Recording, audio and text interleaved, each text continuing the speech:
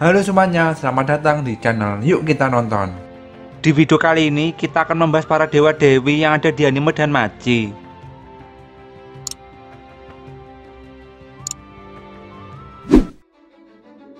Dahulu kala para dewa dan dewi yang tinggal di Tenkai turun ke dunia bawah untuk hidup dengan para makhluk yang hidup di sana. Mereka mulai tertarik dengan kehidupan sosial manusia seperti bisnis dan budaya.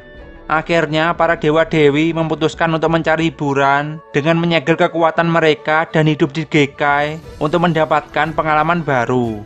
Para dewa-dewi membuat grup yang disebut Familia dan membagikan kekuatan mereka pada petualang yang tinggal di Gekai agar mereka bisa melawan monster yang ada di dungeon. Firebolt!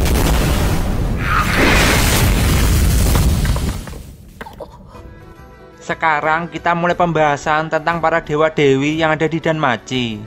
Pertama mulai dari Ouranos. Dia muncul dalam SWORD Oratoria yang merupakan anime set story dari Danmachi.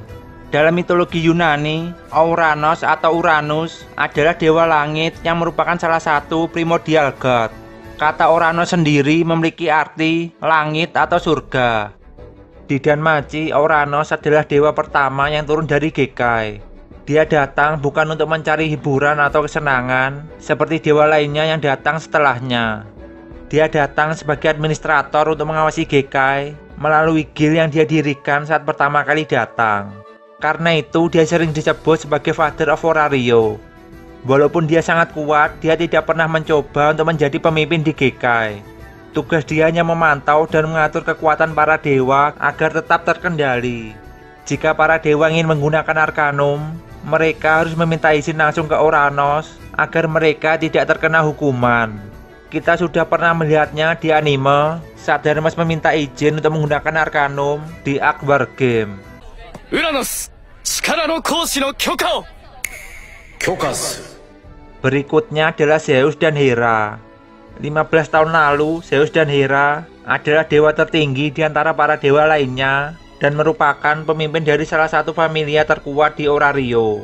Peran tersebut sudah pas mengingat mereka adalah raja dan ratu para dewa dalam mitologi Yunani. Mungkin kalian sudah tahu kalau familia Zeus dan Hera sudah tidak ada lagi. Sebenarnya apa yang terjadi dengan mereka? Di Orario ada 3 Great Quest.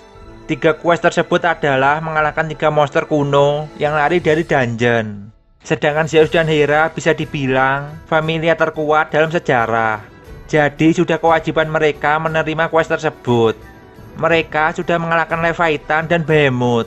Tapi Black Dragon adalah naga yang sangat kuat.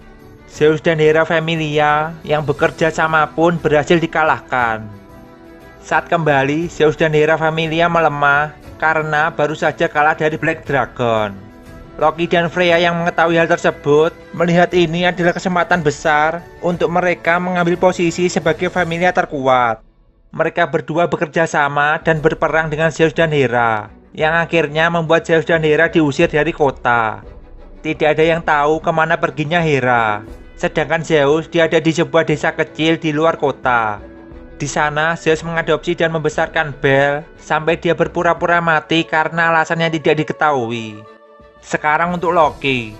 Dalam mitologi Nordik, Loki adalah trickster god. Dia mempunyai kemampuan untuk berubah wujud dan bahkan berganti kelamin. Mungkin karena inilah Loki di Danmachi bertingkah tomboy dan suka memakai baju laki-laki. Loki dijuluki sebagai trickster, yang mana dia suka membuat masalah dengan dewa lainnya. Bahkan logo familianya adalah trickster yang terlihat seperti badut. Sebagai salah satu dari familia terkuat di kota, Loki familia fokus ke eksplorasi dungeon. Para anggotanya sudah banyak memimpin ekspedisi ke dungeon terdalam. Nan no you da, Loki? Yo, gobusata ya na, Uranus.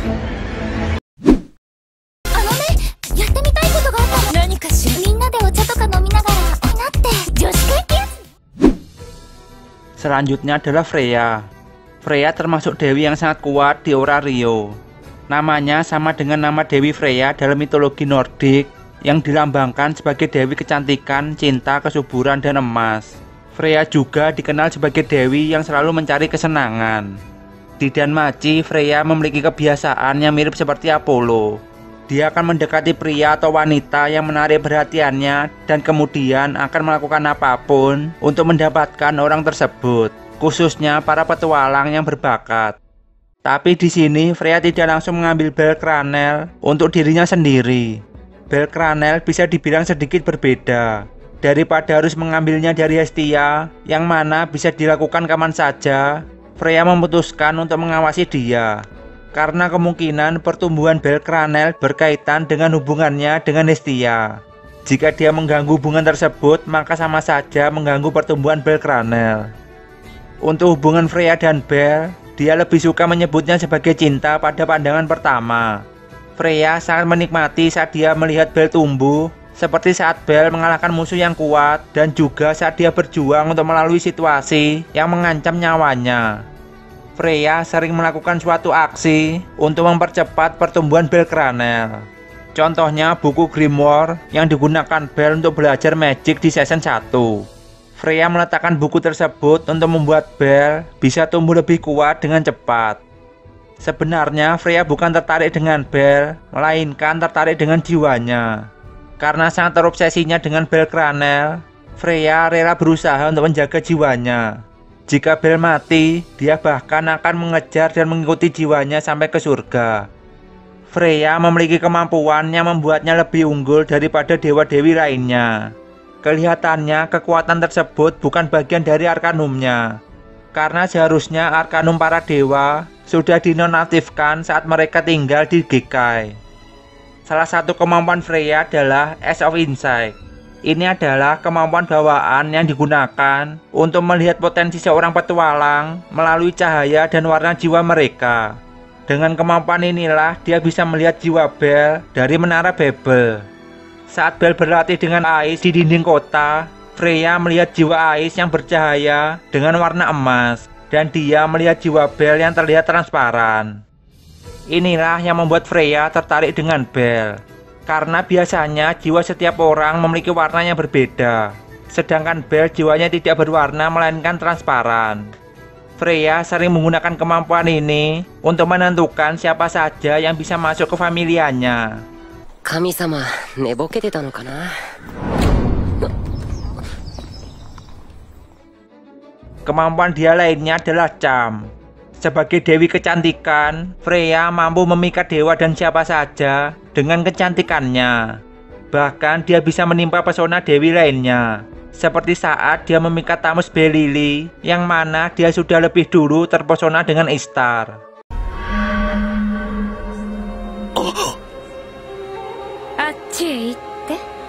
Itu tadi kemampuan Dewi Freya, dan kemampuan inilah yang membuatnya menjadi dewi terkuat di Orario.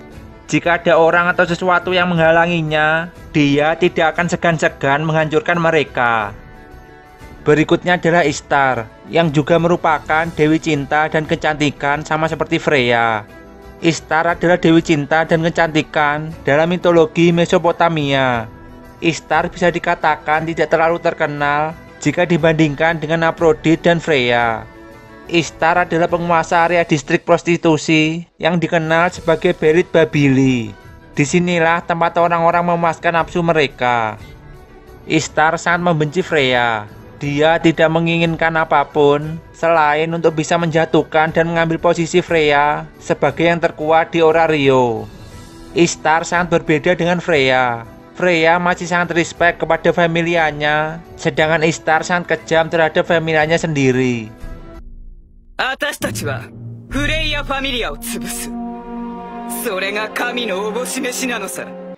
Berikutnya adalah dewa yang belum terlihat di main series, yaitu Athena dan Astraea.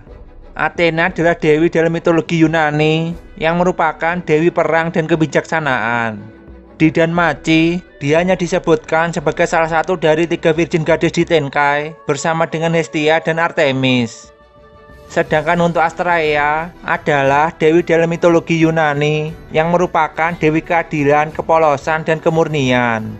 Dalam mitologi Yunani, zaman dahulu para dewa-dewi dan manusia saling hidup berdampingan di bumi. Namun pada saat manusia mulai jatuh ke dalam dosa, para dewa-dewi tersebut pun pergi meninggalkan bumi kembali ke tempat mereka di langit. Astraea adalah dewi terakhir yang meninggalkan bumi dan akhirnya memilih untuk tinggal di bintang.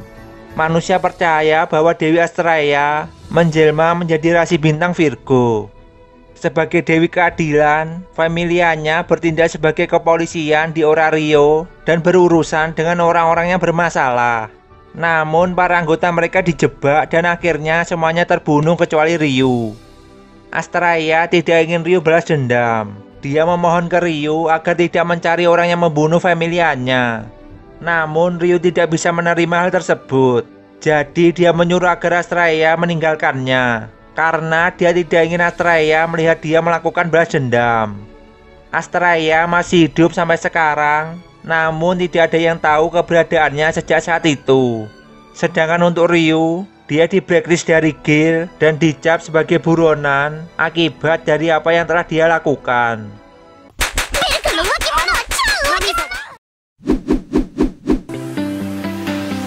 I see the light inside you, brighter than the skies. Hold on, just let us escape.